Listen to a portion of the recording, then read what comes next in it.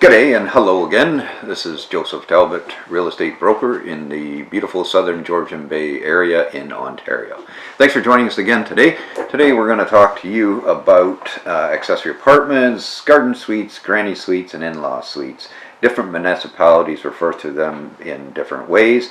However, your building and fire code and bylaws tend to view them as the same.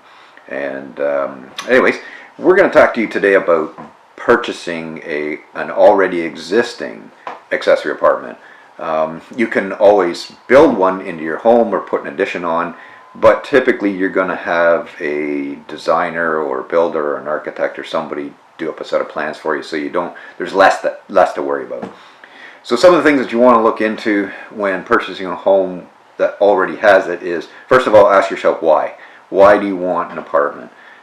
Because there's other things to consider, like the sound transmission, like the sound that transfers through the walls or through the floors, because there is a certain amount of noise that goes with it. Also the fire code.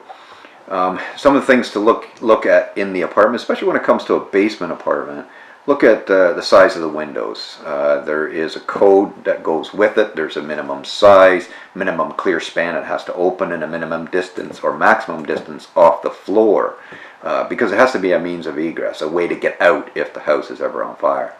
The other thing to look at is your smoke alarms and carbon monoxide detectors. Check those. They all have to be functioning. They all have to be in place. The other thing that is a good or better building practice is that they're interconnected with all of the smoke alarms and carbon monoxide throughout the entire home. That way everybody is alerted if there's an issue. Some other things to look at is your fire doors. If you have access from the basement apartment or a unit on the building, does it connect with the main part of the home? You want to make sure that there's a fire rating on that door. Typically it's an hour or better. And so you want to make sure, and it will be stamped on the door typically.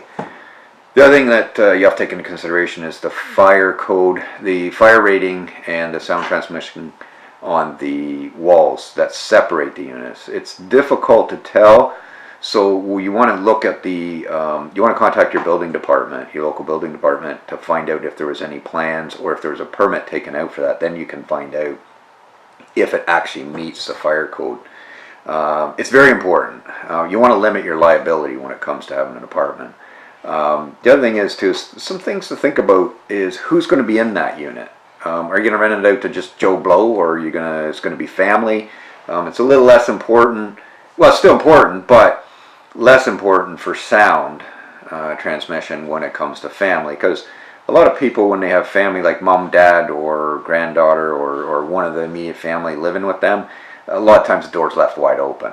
But it's important to have that separation in case you do want the privacy.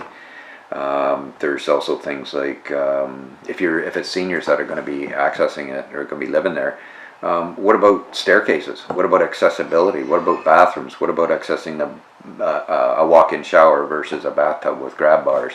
What about countertops? What about outlet heights? What about switch heights? There's so much to think about for the person that's going to be using it. Buy or build the accessory apartment according to who's going to be using it. It will always add value to your property, so don't worry about that. Anyways, these are just a few things to take into consideration. Be sure to check out the written blog on this too, because there's a lot more information in there. Also, if you have any other questions whatsoever about building or property management or buying and selling real estate, by all means, get a hold of us. You can email us, you can contact us by Facebook, by text, whatever. Anyways, there's information below there. By all means, get a hold of us. Glad to help. Give us a shout. Thanks again. Have a great day. Bye now.